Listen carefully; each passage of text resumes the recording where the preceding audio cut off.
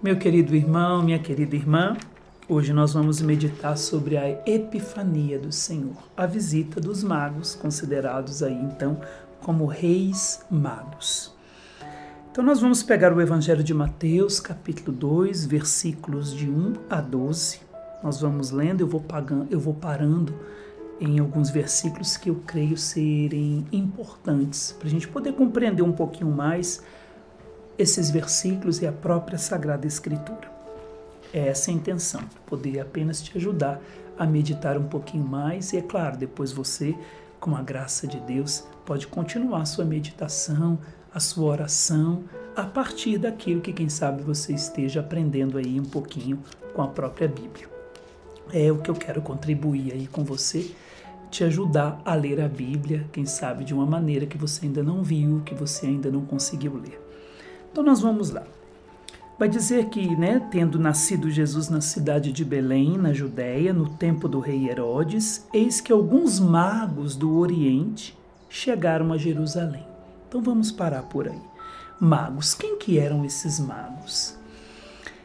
Muitos estudiosos dizem que realmente eram mágicos, eram homens que buscavam a astrologia, eram homens que mexiam com a magia, e isso nós podemos ver, até Inácio de Antioquia vai dizer isso. Vou ler uma frase de Inácio de Antioquia aqui, de Santo Inácio, que diz o seguinte: toda magia foi destruída, toda ligação de malícia abolida, a ignorância foi dissipada e o antigo reino arruinado quando Deus apareceu em forma de homem. Então, Inácio de Antioquia também via esses magos como homens da magia. Eram pagãos, vindo de uma região distante, vinda do Oriente, pessoas que se deixavam conduzir pelos astros.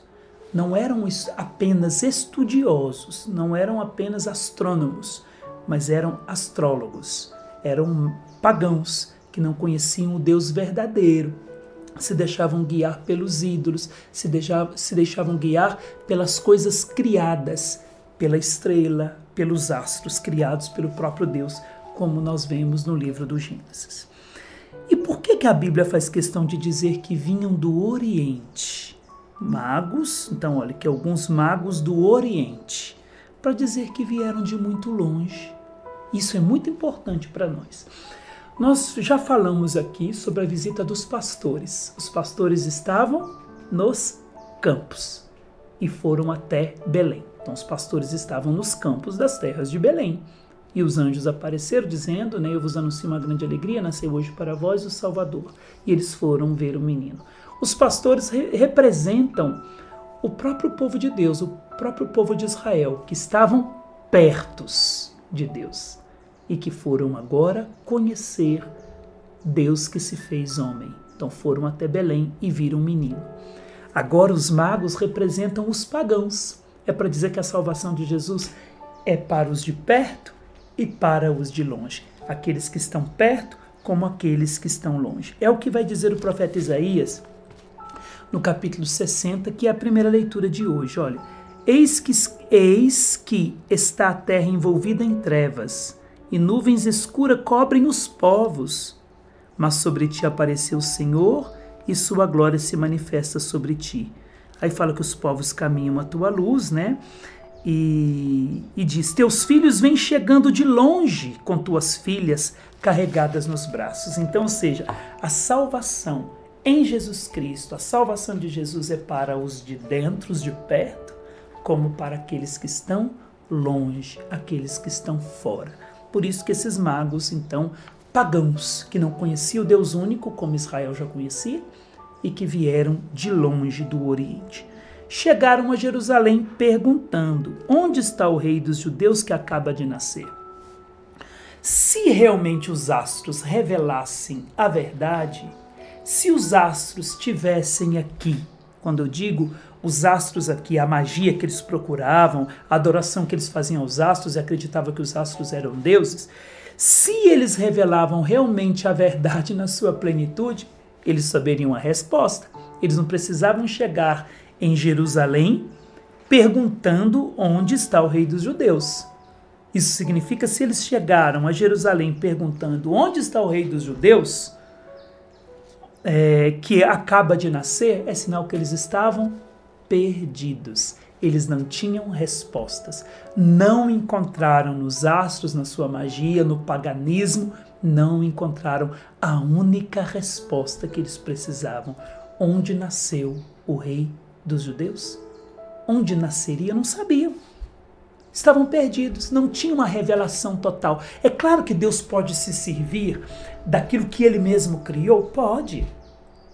Deus poderia se servir dos astros? Poderia se servir, mas não fazer dos astros um Deus, não fazer dos astros aquele que deve ser seguido. Deus pode se servir das criaturas. As criaturas, a beleza da obra de Deus, nos remete à beleza divina.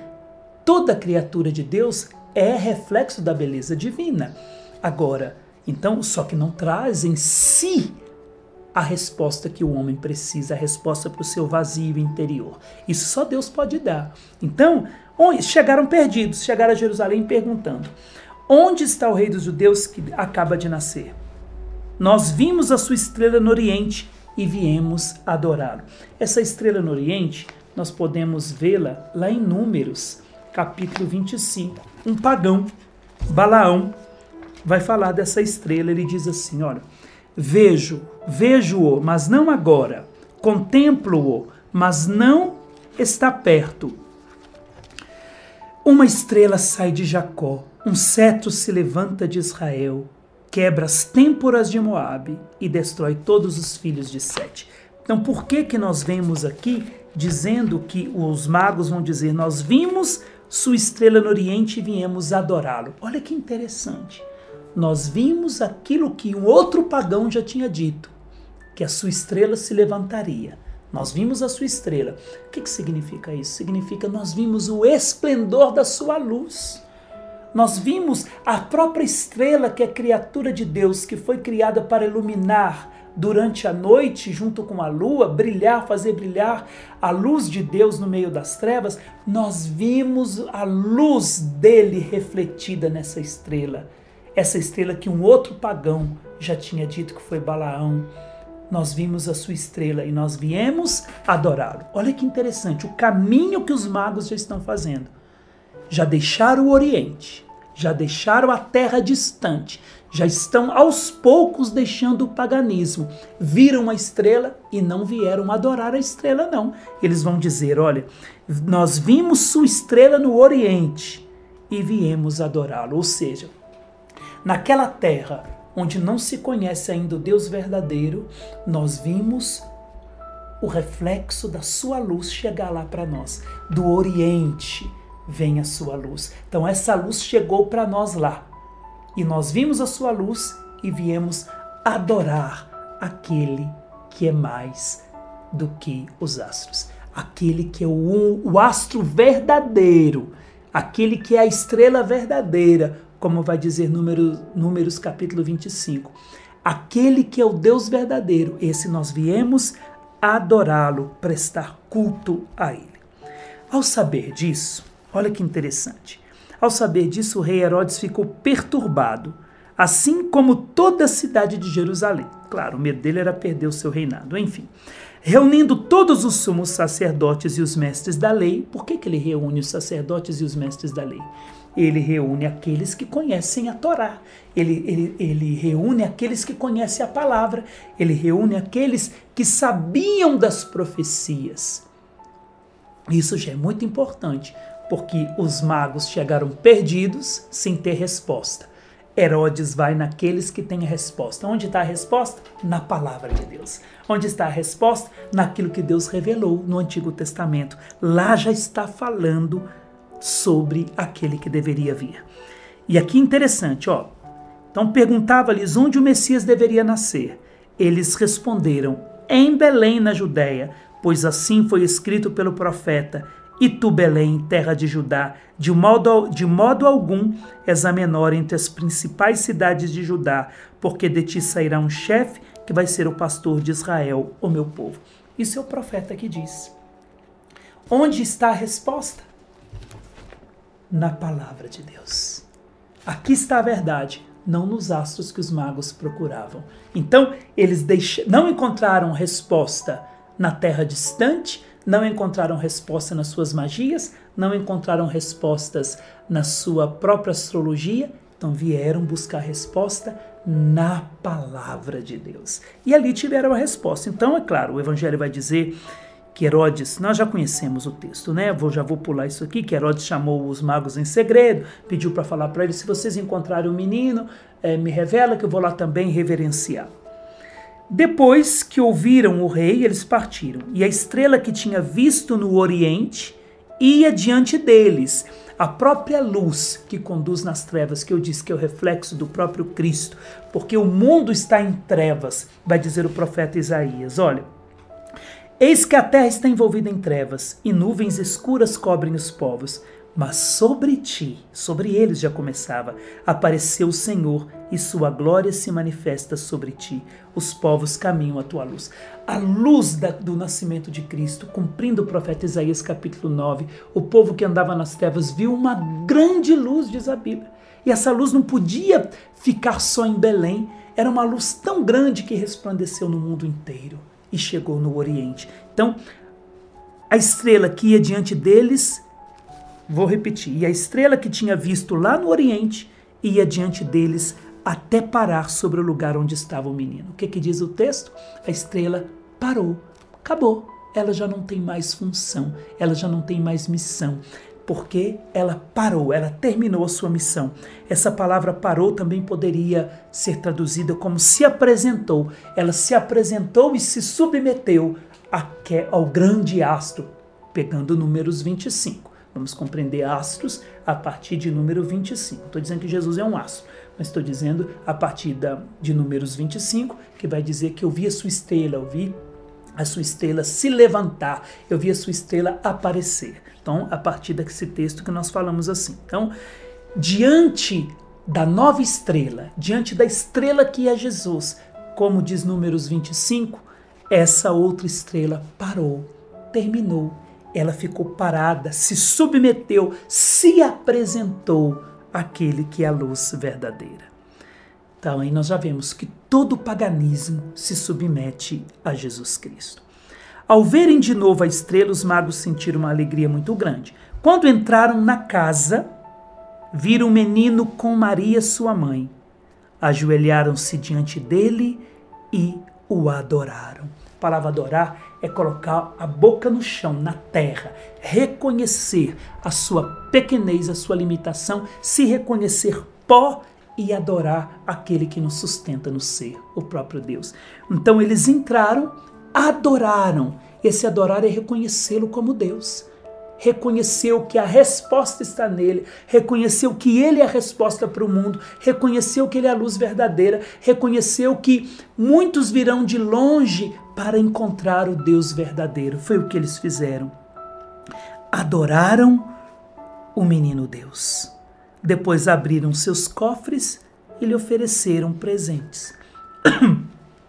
Ouro, se oferece para o rei, incenso para Deus, reconhecendo a divindade dele, e a mirra, essa erva amarga que ao mesmo tempo perfuma, lembra já do sepultamento de Cristo, e ao mesmo tempo lembra os sofrimentos de Cristo, desse menino que daria a vida pelos homens.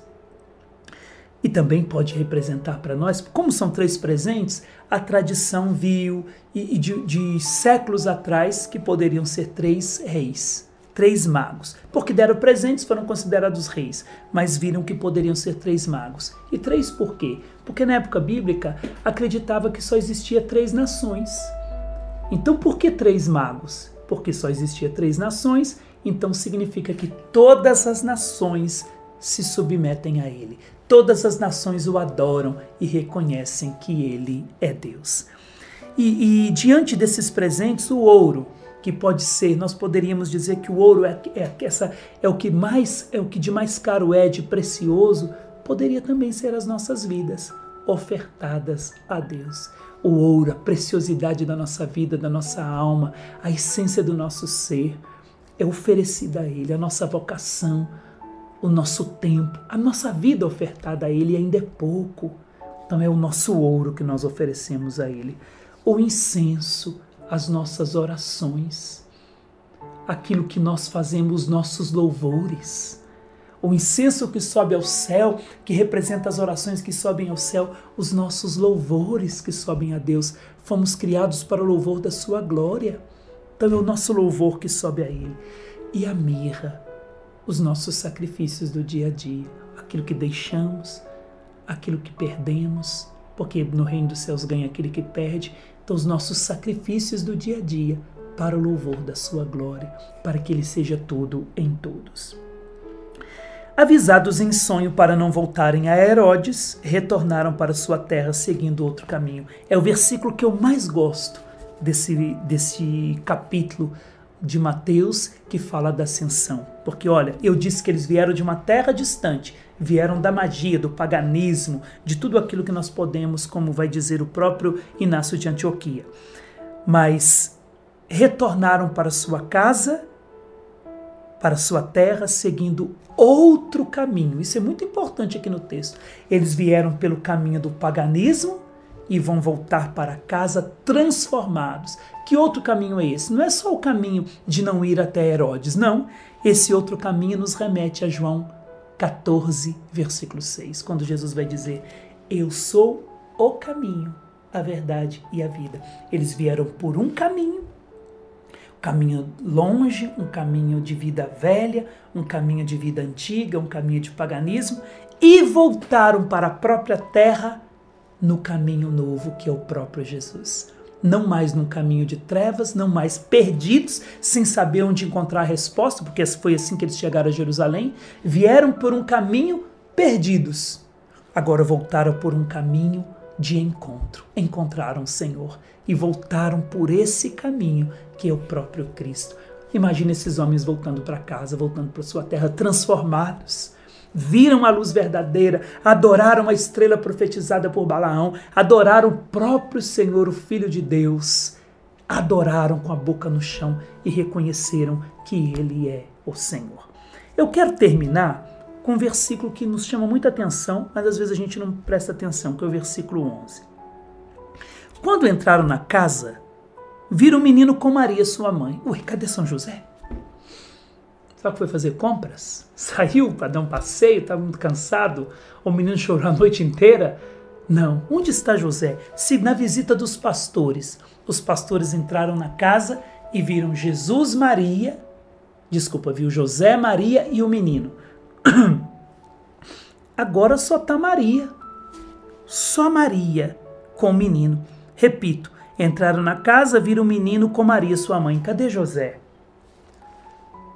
Por quê? Onde está José? É interessante esse versículo.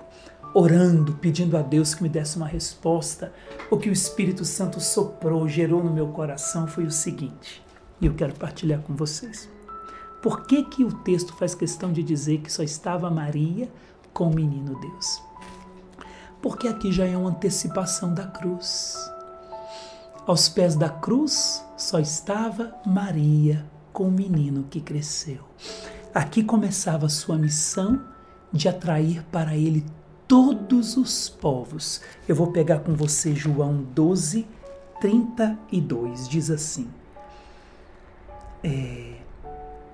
É agora o julgamento deste mundo. 31. É agora o julgamento deste mundo. Agora o chefe deste mundo vai ser expulso. E quando eu for elevado da terra, atrairei todos a mim. Quando Jesus fosse elevado da terra, ele atrairia todos para ele. Elevado onde? No alto da cruz. A cruz atrairia todos os homens de todas as nações para ele. E quando isso aconteceria, só estaria aos pés da cruz a Virgem Maria. Só estaria sua mãe aos pés da cruz. Então aqui nesse texto só está Maria com o menino, porque ele já está atraindo todos a ele. Ele já está atraindo povos pagãos que vêm de longe. Ele já está atraindo outras nações até ele. E o que aconteceria na cruz já começa a acontecer aqui, uma antecipação. E se na cruz só estava a Virgem Maria, aqui também só está ela para dizer: essa que está com ele, quando outros povos chegam para reconhecê-lo como Deus e adorá-lo como Deus, eu também estarei aos pés da cruz, sozinha com ele, quando o mundo inteiro se curvará e, como centurião, reconhecerá que ele realmente era justo. Por isso, é uma antecipação da cruz aqui, Maria sozinha com o menino. O menino Deus e depois ela sozinha com o menino que cresceu e que cumpriu sua missão. No início da sua missão, trazendo os homens pagãos para adorarem e ao mesmo tempo mudarem de vida. Aos pés da cruz, quando todas as nações viriam para adorá-lo e reconhecê-lo como Senhor e Salvador. Meu irmão, minha irmã, nesse tempo de Epifania, Epifania significa manifestação gloriosa, não é qualquer manifestação não, é a manifestação gloriosa. Aquilo que vai acontecer no final dos tempos, quando ele vier em glória, já aconteceu na Epifania. Que essa Epifania aconteça também na sua vida, na sua casa, na vida da sua família. E que nós aprendamos com esses magos que mudaram de vida, mesmo que a gente tenha vindo até Jesus por um caminho, que nós possamos continuar a partir dele por um outro e único caminho, que é ele mesmo, oferecendo a ele então, no dia a dia, o nosso ouro, que é a nossa vida, o nosso incenso, que são os nossos louvores, e a nossa mirra, que são os sacrifícios do dia a dia. Que a glória de Deus, que entrou no coração dos magos, entre também no seu coração e no coração da sua família. Que Deus lhe abençoe.